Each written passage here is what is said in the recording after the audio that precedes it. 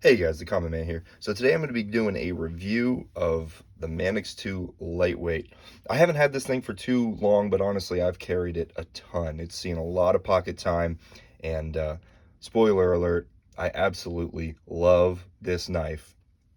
And just to start off, I will say I loved it so much that I got the G10 version, which I will be doing a separate review on because this guy I love maybe even a little bit more.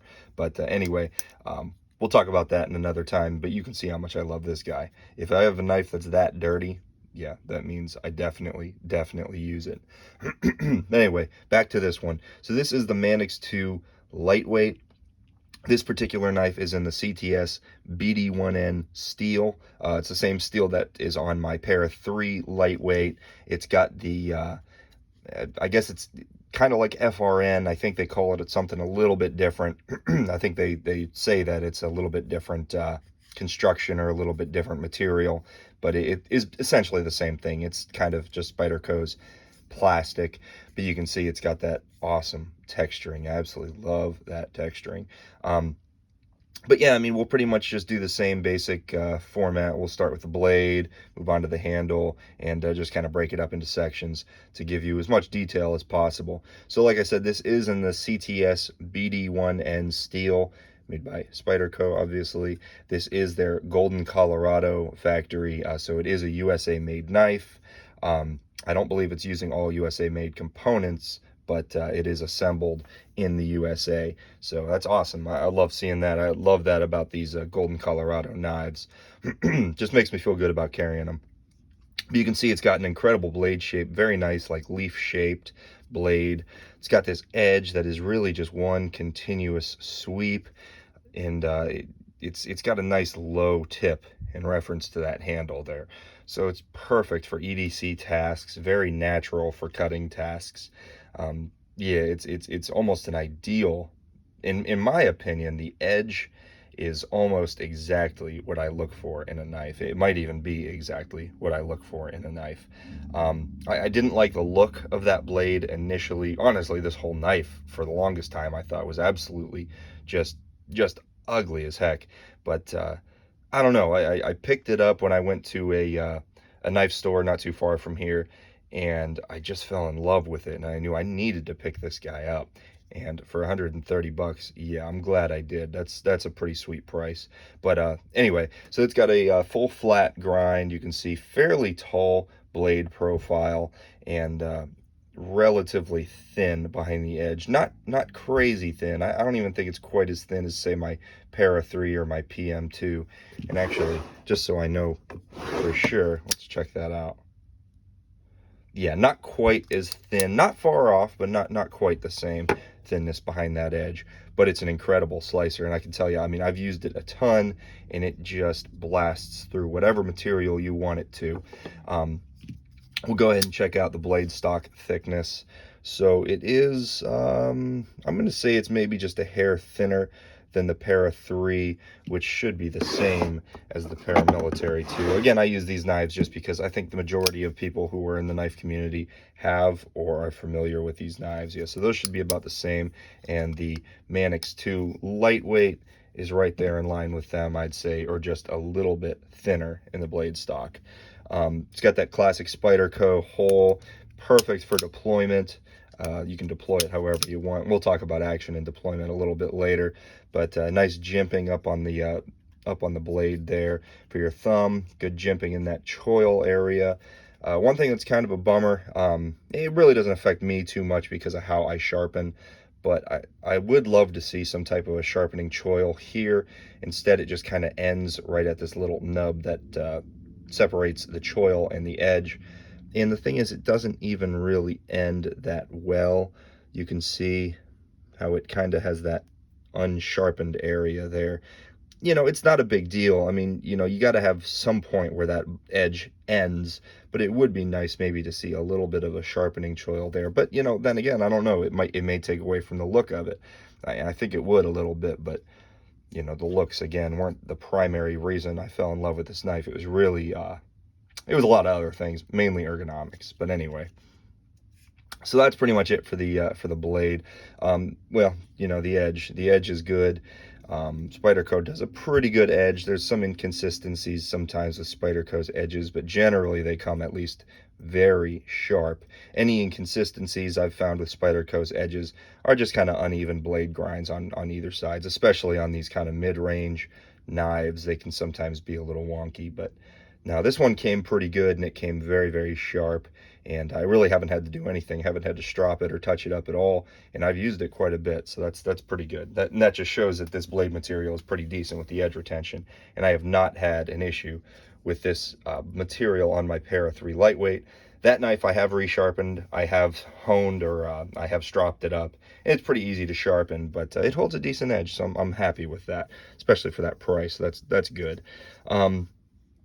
Moving back to the handle, like I said, it's that kind of plasticky FRN material. It looks okay. You know, it's got some blemishes. This is kind of weird. I don't know. Yeah, you should be able to see that okay. It's got this weird, like, sanded area. I'm not sure what that's all about. It does look kind of funny. It doesn't meet up perfectly. You can feel some ridges here. You know, it's not a perfect fit and finish. Overall fit and finish on this knife is just okay.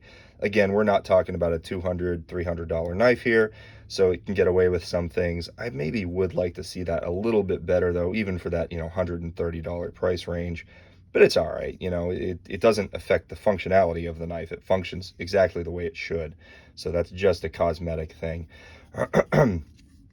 You know, the handle is it's not very rounded. However, even though it is a fairly blocky handle design, it feels great. It really doesn't bother me all too much. A knife that had a similar kind of blockiness was the Native 5 lightweight. That one did kind of bother me with how blocky it was, but that one also felt a little bit I'll just say cheaper. It didn't have the same sturdiness that this handle has. This really does feel a lot more robust, and even more so than, I'll just pull out my Para 3 lightweight, because there are a lot of similarities here. It actually, this one needs some loving. It actually does feel a little bit sturdier than this, although now that I'm feeling it, not too much, but a little bit sturdier. This one seems to have a little bit more flex in it. It just doesn't feel as robust as the Manix 2 lightweight. This guy, you know, one thing that I noticed, one thing that I think, you know, I attribute that to, is that this blade, or the handle material, although it's essentially the same material, maybe just slightly different, it does have this kind of milling down in there. You can see that, how they've kind of milled it out, or really they just injection molded it in a way where it's got some just some cutouts there to lighten it up. But the thing is, they haven't cut it very deep, leaving quite a bit of material on each of these scales, whereas the Para 3 lightweight, they did mill it relatively deep, not leaving a ton of material, you know, on that outer layer of that scale, if that makes any sense. They haven't really made those cutouts incredibly deep on the Manix 2 lightweight. So basically all that to say, it feels robust. It feels tough. It feels like you got enough material there. There's flex. Yeah, that's going to happen with FRN or these plasticky materials, but it's pretty good. And then it does have this solid back spacer here, which is all just that same material. It's got a whole metal section in here that encases that ball bearing lock, which, by the way, is awesome. I love this lock. Yeah, I mean, it's got the texturing. It's got the same texturing as like the Delica, the Native 5 lightweight, the Para 3 lightweight. It's a very effective, very grippy texture. I don't know what they call it, like a Spidey web texturing or something like that. But you can see it's kind of it kind of goes two different directions. In this direction, it's going to keep you from slipping forward. In the back, it's going to keep you from slipping backwards. And then it's got this nice pad here, and that is where your pocket clip lands to allow easy in and out of the pocket. It's not going to get hung up, or, you know, these little ridges aren't going to tear up your pocket, which is perfect. Very, very well thought out there. It does have these little funny kind of injection molded ridges here, kind of like jimping. I don't know. I think it looks kind of goofy, but it does actually work pretty well. It does give you some good texturing, and so I do appreciate it, even though it does look, it kind of makes it look, I don't know, maybe a little cheap, but but I don't know, when you get it in hand, it kind of makes sense, and then you kind of forget about it. So I mean, overall, the handle material, handle design, and ergonomics are good. I'm very happy, especially with the ergonomics. The ergonomics are just incredible on this knife, and like I said, that's why I fell in love with it. That's why I picked it up. Just continuing on with the handle, I guess we can talk about the hardware. We've got, oops. So I keep hitting the camera. Anyway, so you can see that this knife is using actual screws, actual torque screws. Actually, let me go ahead and figure out what size these are for you. All right. Sorry, I just got a notification on my phone if you feel like I just got distracted or something. All right. So let's see what we got here. No. I think these are actually T8, which would be really, really awesome. Yep, T8 for all of these screws. Pivot is going to be T10. And just verify that.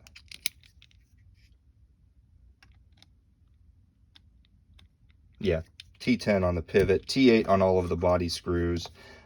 Perfect. That's very good. Very happy about that. T8 body screws, I'm never unhappy about that. T8 on the pocket screw as well, and that's really great. So something about this knife, which was kind of funny, and I didn't actually realize it when I picked it up, is the original Manix 2 and all of the sprint runs that have been done up until this point, they've all been pinned construction, meaning you cannot take the knife apart. You can't take the scales apart, or you can, but you have to drill them out. I mean, I'd like to be able to take my knife apart. I don't want to have to drill out pins to do that. So I think it was in 2023, I'm guessing. It was definitely very recently. They actually switched the pinned construction to screwed construction. So now you can actually take this guy apart. And that to me is a huge, huge deal. If I had bought this knife I would have just found out. I probably wouldn't have even noticed right off the bat that it was pinned. But if I had found out this is a pinned construction knife, I would have been a little bit upset about it, because I do like to be able to take my knives apart, clean them out, fix up the pivot, make sure it operates well, put it back together the way I like it, and then keep on going. But they've definitely upgraded it in that way. I'm super happy about that, and I think a lot of you guys are probably going to be happy about that as well. So yeah, I mean, that's just awesome. So talking about the pivot, the action, this is running on phosphor bronze washers, which is very good. I love phosphor bronze washers on a pivot. In some ways, I even prefer it over bearings. Honestly, I just think that they're a good, tough material. They're tough, they're robust. Things aren't going to get in there and mess them up. The action stays fairly consistent, and if the action does change, it's very easy to tune. And it's a little tough to get it drop shutty. Sometimes it's a little tough to get it smooth, but once you get it, it's perfect. It functions great.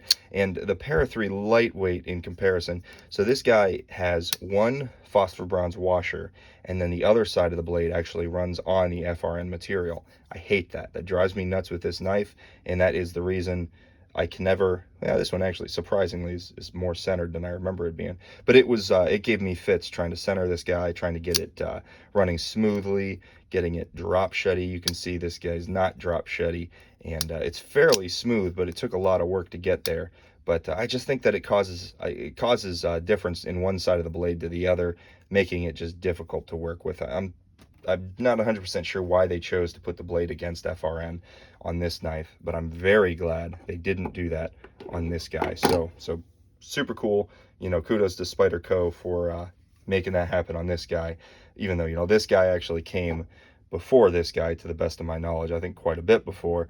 So it makes me wonder why the heck they made that decision on this knife. No, I'm not knocking this knife. It's a great knife, but it's something about this knife that I'm glad they didn't do on this one. So, that's what it is. The lockup is fantastic. It's a good, solid lockup. No blade play. Every once in a while, I can feel the tiniest little shimmy in that blade side to side, but I'm just going to say no blade play. It's plenty solid. Not enough to notice, that's for sure. And then this lock. The ball bearing lock is just awesome. I'm a little bummed out they chose the plastic for the cage, because they actually did the same thing on the G10 version. Would have been nice to have something a little bit stronger, maybe even just like aluminum or something. So I may plan on swapping that cage, the ball bearing cage, out for maybe titanium on both of these knives. But no, it functions beautifully. It's got great traction on that. I don't know what you want to call it. Well, yeah, the cage. I mean, it has good traction, so you can disengage it just fine. Now, this knife did not come drop shutty. It came pretty smooth, but you do have to shake it down pretty hard for it to close. But you know, it's not a problem with the lock. It's really just those pivots just need to break in a bit. And the functionality of that lockup, though, the functionality of the ball bearing lock is incredible. Makes it very similar to a Benchmade, but much more robust. I mean, you can see it's actually got, I'm hoping you can see, yeah, you can see that down in there. It's actually got a coil spring in there, which allows you to, you know, it puts tension on that ball bearing lock.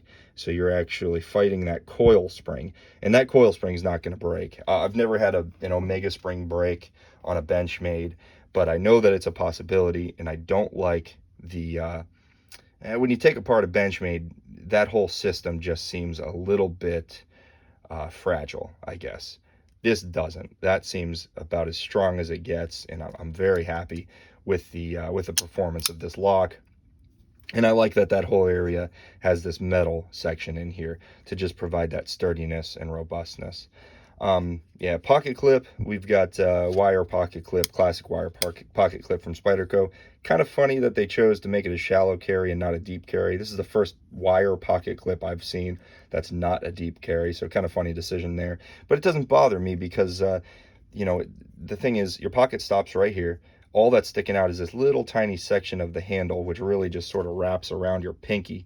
And yeah, it's not a big deal. It gives you something to grab onto. This, to me, is kind of a harder use folder, so having something to grab onto to get it out of your pocket if you need it is very nice. So that's fine. I have no problem with that. I may switch this pocket clip out for something a little different, because I'm not a huge wire pocket clip fan because of this. That just kind of drives me nuts. But it functions great. And, you know, I'm perfectly fine with it right now. But, you know, I'm trying to think if I missed anything. I think that's pretty much it, guys. I am super happy with this knife. Oh, you know what? Before we end it, let's go ahead and just do a quick size comparison. Something that this is kind of comparable to, I think, would be Spyderco Shaman. We'll go ahead and compare it up against that guy. So you can see similar size overall. The blade is similar profile as far as the height goes, but maybe just a little bit smaller. PM2, very similar size knife, so you can see not too far off there. PM2 is actually just a little bit longer. And then we'll put it up against the Para 3. Definitely a bigger knife than the Para 3, not by a ton though, honestly. Something though that I think is very valuable and very important to look at would be the profile when it's closed. So the carry profile here, you can see very similar to the Shaman. That's something that actually keeps me from carrying the Shaman on my kind of day-to-day EDC carry. I do carry it at work. That is my primary work carry knife. But for daily EDC tasks, I don't carry this as much because of the profile. For some reason, and I don't know why, although this is almost the same profile, it's really almost the same, what do you want to call it, height here. For some reason, I find this easier to carry. Maybe it's just because it's lighter, I don't know. But yeah, and then the Para 3, you can see kind of similar story there, but it's just this one section here that makes that that wide profile there. Anyway, that's good for size comparison. Hopefully you guys get a good idea there. But yeah, no, this is a knife that I am very happy with. Honestly, I carry it all the time. I use it all the time. And like I said, I loved it so much that I bought this guy. And again, we'll give you a review on this because I love it just as much, if not maybe a little bit more. So for the price, absolutely, guys. If you're wondering about it, pick it up. I think you're really going to like it. The ergonomics, this is, I've said it before, this to me is kind of like one of those benchmark knives for ergonomics. It's just about perfect in my opinion. So yeah, just don't pass it up. But anyway, thanks guys for watching. If you like the video, please leave a like. If you want to see more of my stuff, please consider subscribing. And yeah, thanks for watching. Take care.